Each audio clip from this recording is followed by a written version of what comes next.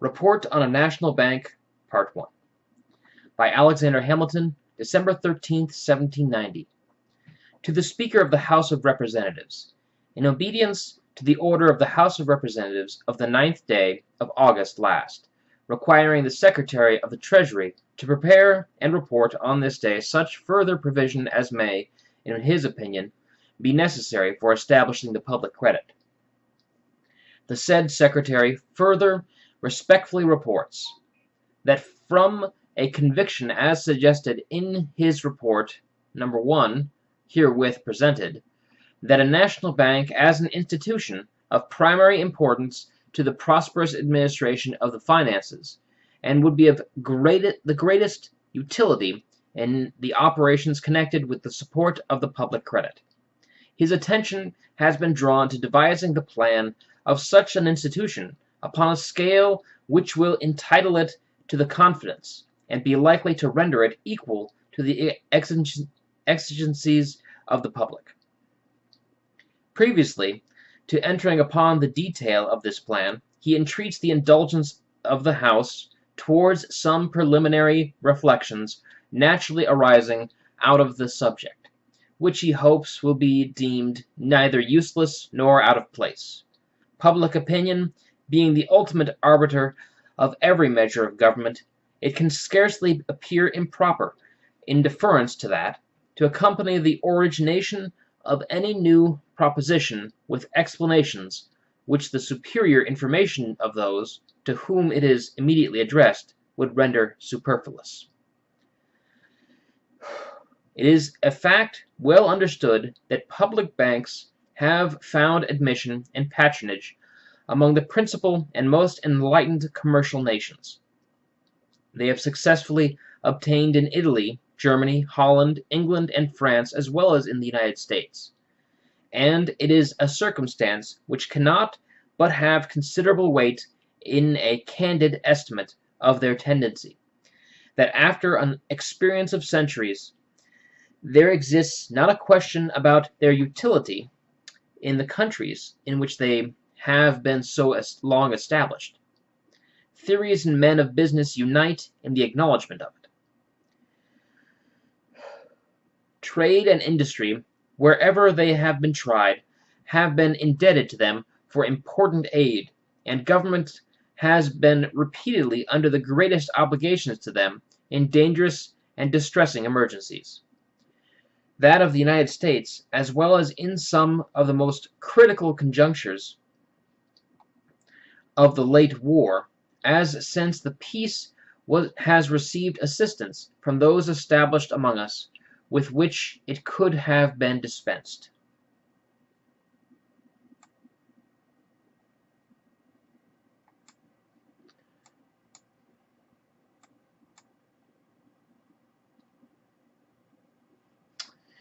With this twofold evidence before us, it might be expected that there would be a perfect union of opinions in their favor. Yet doubts have been entertained, jealousies and prejudices have circulated, and though the experiment is every day dissipating them within the spheres in which effects are best known, yet there are still persons by whom they have not been entirely renounced. To give a full and accurate view of the subject would be to make a treatise of a report, but there are certain aspects in which it may be curiously exhibited, which may perhaps conduce to a just impression of its merits. These will involve a comparison of the advantages with the disadvantages, real or supposed, of such institutions. The following are among the principal advantages of a bank.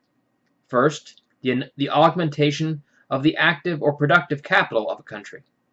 Gold and silver, when they are employed merely as the instruments of exchange and alienation, have been not improperly denominated dead stock, but when deposited in banks, to become the basis of a paper circulation, which takes their character and place as the signs of or representatives of value, they then acquire life, or in other words, an active and productive quality.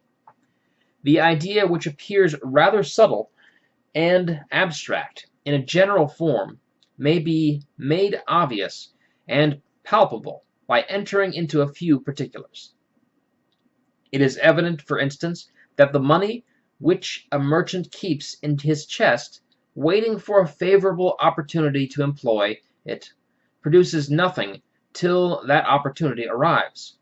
But if instead of locking it up in this manner, he either deposits it in a bank or invests it in a stock of a bank, it yields a profit during the interval in which he partakes, or not, according to the choice he may have made of being a depositor or a proprietor, and when any advantages speculation offers, in order to be able to embrace it, he has only to withdraw his money if a depositor, or if a proprietor, to obtain a loan from the bank, or to dispose of his stock. An alternative seldom or never attended with difficulty. When the affairs of the institution are in a prosperous train, his money thus deposited or invested is a fund, upon which himself and others can borrow to a much larger amount. It is a well-established fact that banks in good credit can circulate a far greater sum than the actual quantum of their capital in gold and silver.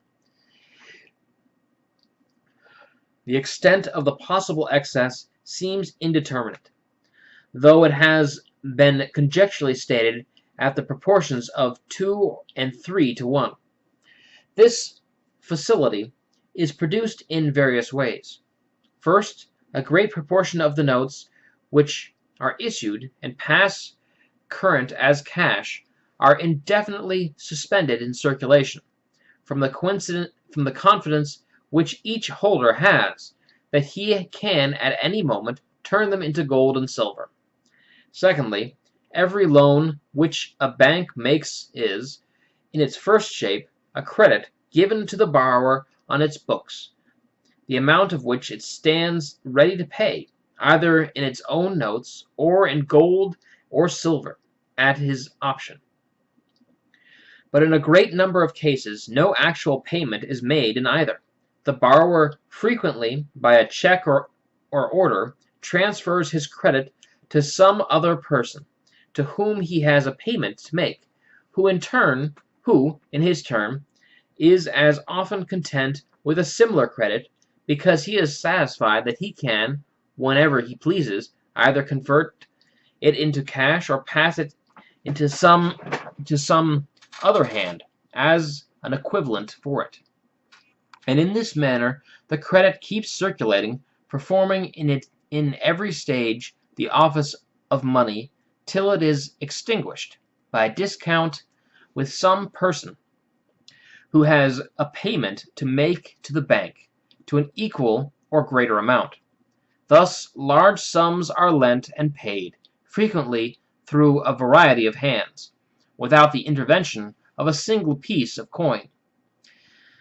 Thirdly, there is always a large quantity of gold and silver in the repositories of the bank, besides its own stock, which is placed there, with a view partly to its safe keeping and partly to the accommodation of an institution, which is itself a source of general accommodation. These deposits are of immense consequence in the operations of a bank.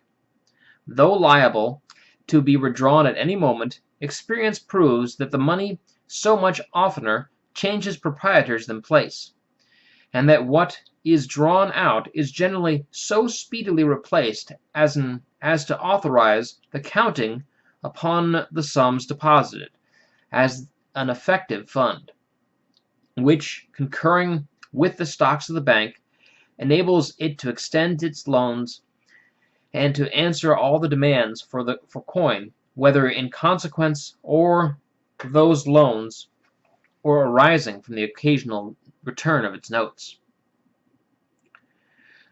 These different circumstances explain the manner in which the ability of a bank to circulate a greater sum than its actual capital in coin is acquired. This, however, must be gradual, and must be preceded by a firm establishment of confidence, a confidence which may be bestowed on the most rational grounds, since the excess in question will always be bottomed on good security of one kind or another. This every well-conducted bank carefully requires, before it will consent to advance either its money or its credit, and when there is auxiliary capital, as will be the case in the plan hereafter submitted, which, together with the capital in coin, define the boundary that shall not be exceeded by the engagements of the bank. The security may, consistently with all the maxims of a reasonable circumspection, be regarded as complete. The circumstances illustrate the truth of the position that is one of the properties of banks to increase the active capital of a country. This, in other words, is the sum of them, the money of one individual, while he is waiting for an opportunity to employ it, by being either deposited in the bank or safe-keeping, or invested in its stock, is in a condition to administer to the wants of others without being put out of his own reach when occasion presents. This yields an extra profit arising from what is paid for the use of his money by others, when he could not himself make use of it, and keeps the money itself in a state of incessant activity, in the almost infinite vicissitudes and competitions of mercantile enterprise. There never can be danger of an intermission of demand, or that the money will remain for a moment idle in the vaults of the bank. This additional employment given to money, and the facility of a bank to lend and circulate a greater sum than the amount of its stocks in coin, are to all the purposes of trade and industry an absolute increase of capital. Purchases and undertakings in general can be carried on by any given sum of bank paper or credit as effectually as by an equal sum of gold and silver. And thus, by contributing to enlarge the mass of industrious and commercial enterprise, banks become nurseries of national wealth, a consequence as satisfactorily verified by experience as it is clearly deducible in theory. Secondly, greater facility to the government in obtaining pecuniary aids, especially in sudden emergencies. This is another and an undisputed advantage of public banks, one which, as already remarked, has been released in signal instances among ourselves. The reason is obvious. The capitals of a great number of individuals are by this operation collected to a point and placed under one direction.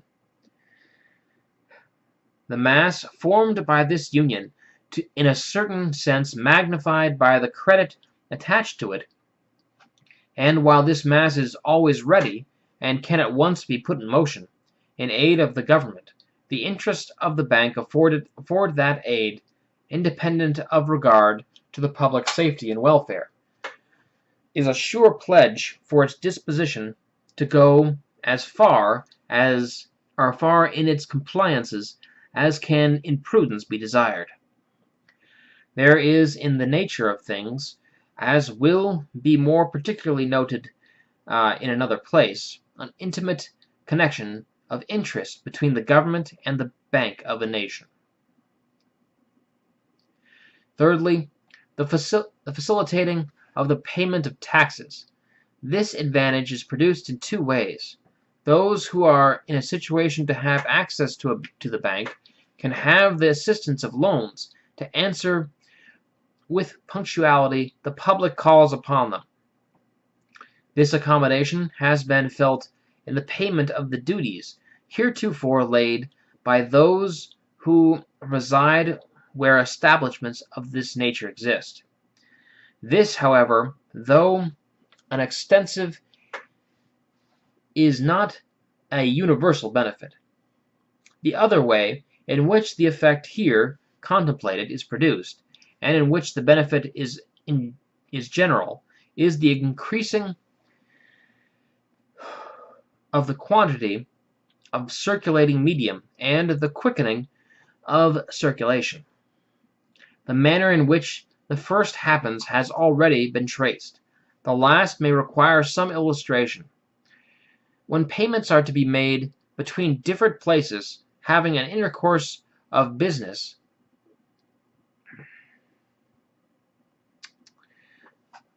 with each other, if there happen to be no private bills at market, and there are no bank notes, which have a currency in both, the consequence is the coin must be remitted. This is attended with trouble, delay, expense, and risk.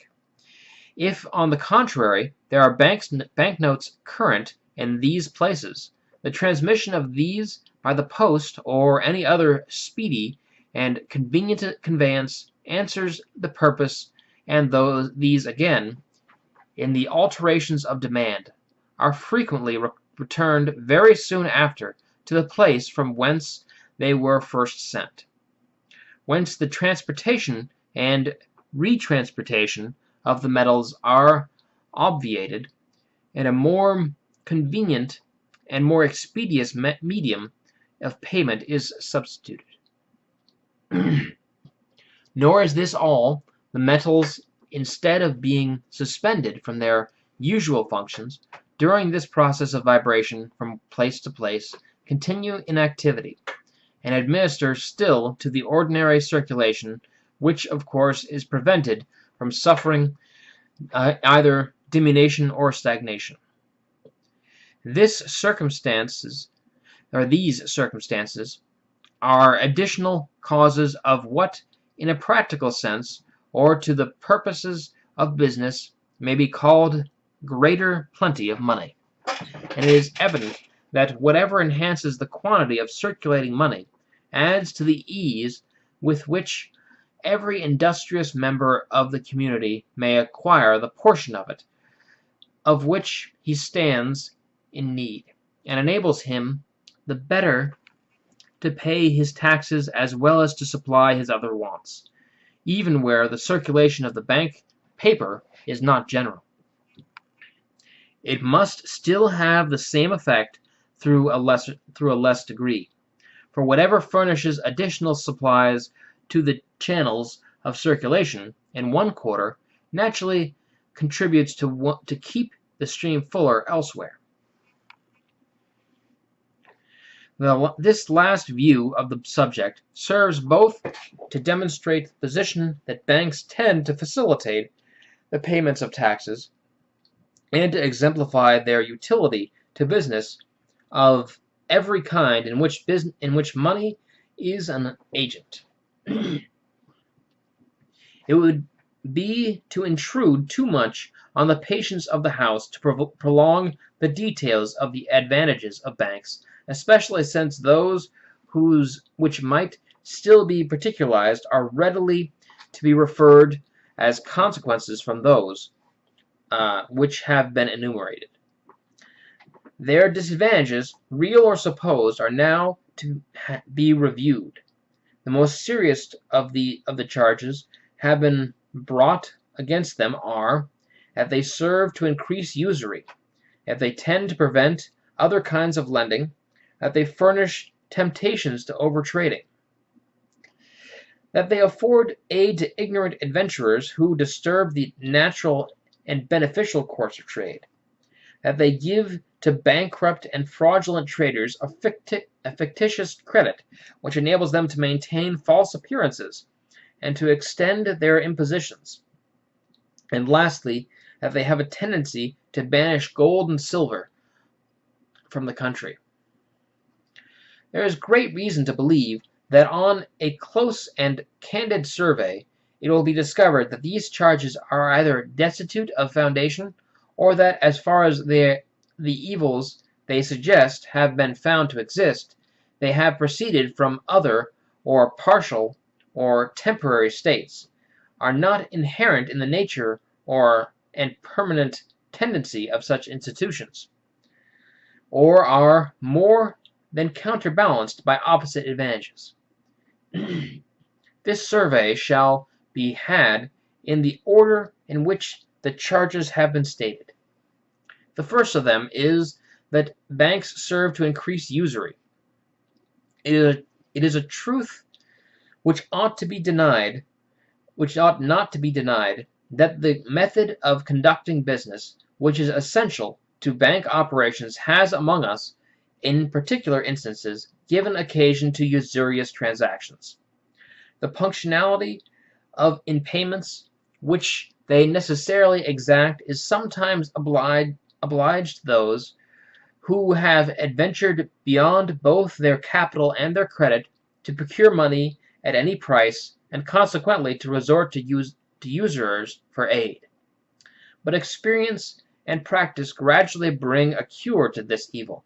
A general habit of punctuality among traders is the natural consequence of the necessity of observing it with the bank, a circumstance which itself more than compensates for any occasional ill which may have sprung from that necessity in the particular under consideration. As far, therefore, as traders depend on each other for pecuniary supplies, they can calculate their expectations with greater certainty, and are in proportionally less danger of disappointments, which might compel them to have recourse to so pernicious an expedient as that of borrowing at usury. The mischiefs from which are, after a few examples, naturally inspire great care in all such men of desperate circumstances, to avoid the possibility of becoming subjected to them.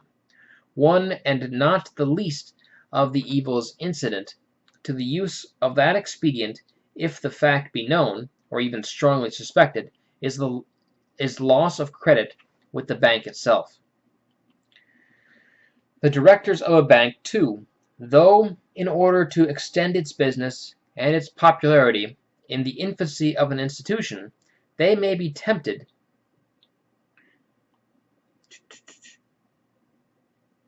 to go further in accommodations than the strict rules of prudence will warrant, grow more circumspect, of course, as the affairs become better established, and as the evils of too great facility are experimentally demonstrated, they become more attentive to the situation and conduct of those with whom they deal. They observe more narrowly their operations and pursuits.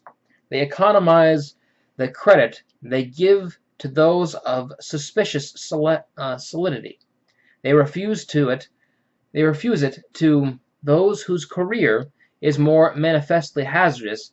In a word, in the course of practice, from the very nature of things, their interest will make it the policy of a bank to succor the wary and industrious, to discredit the rash and unthrifty, to discourtenize both usurious lenders and usurious borrowers.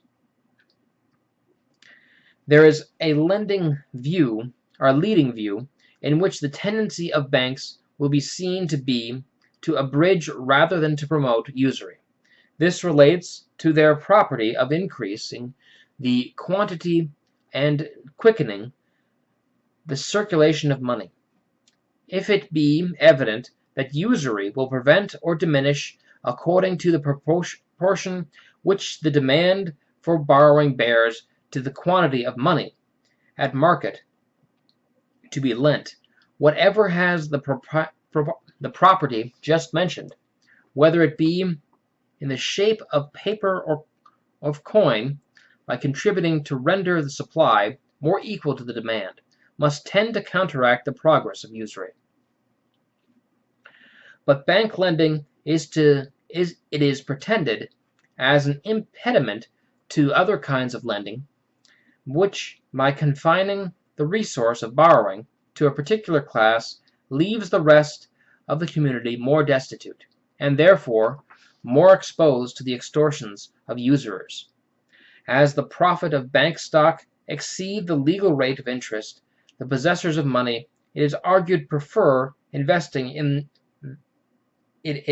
that article to lending it at this rate, to which there are the additional motives of a very prompt command of the capital and of more frequent and exact returns, without trouble or perplexity in the collection. This constitutes the second charge which has been enumerated. The fact which this charge rests is not to be admitted without several qualifications, particularly in reference to the state of things in this country.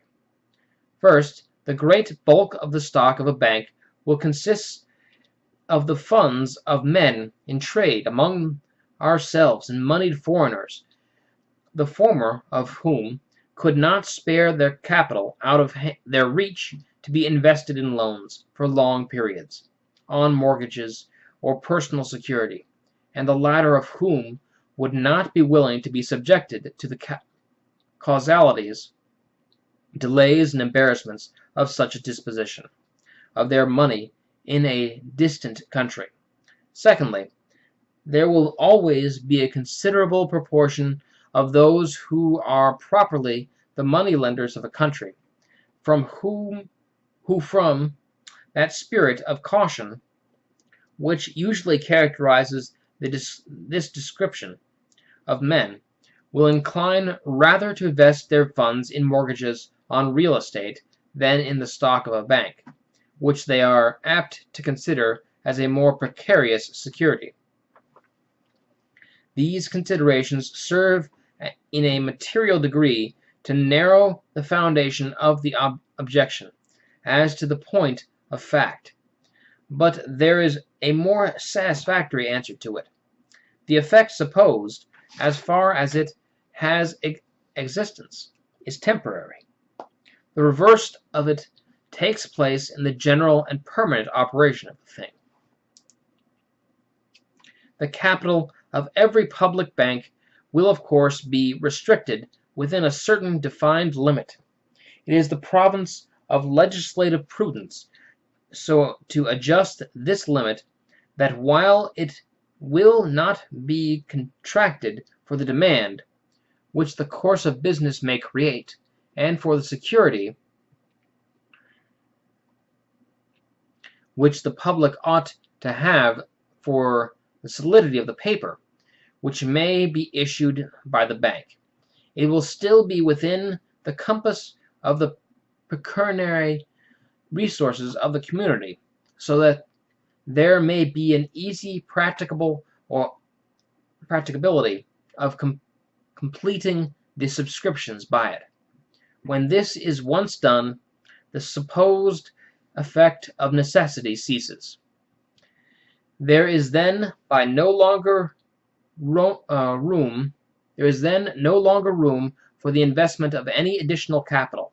Stock may indeed change hands by one person selling and another buying, but the money which the buyer takes out of the common mass to purchase the stock, the seller receives and restores to it.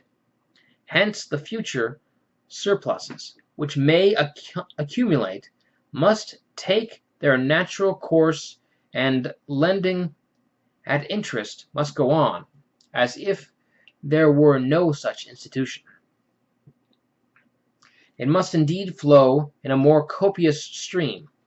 The bank furnishes an extraordinary supply for borrowers within its immediate sphere. A larger supply consequently remains for borrowers elsewhere. In proportion as the circulation of the bank is extended, there is an augmentation of the aggregate mass of money for answering the aggregate mass of demand. Hence a greater facility for obtaining it for every purpose. It ought not to escape without a remark that as far as the citizens of other countries become adventurers in the bank, there is a positive increase of the gold and silver of the country.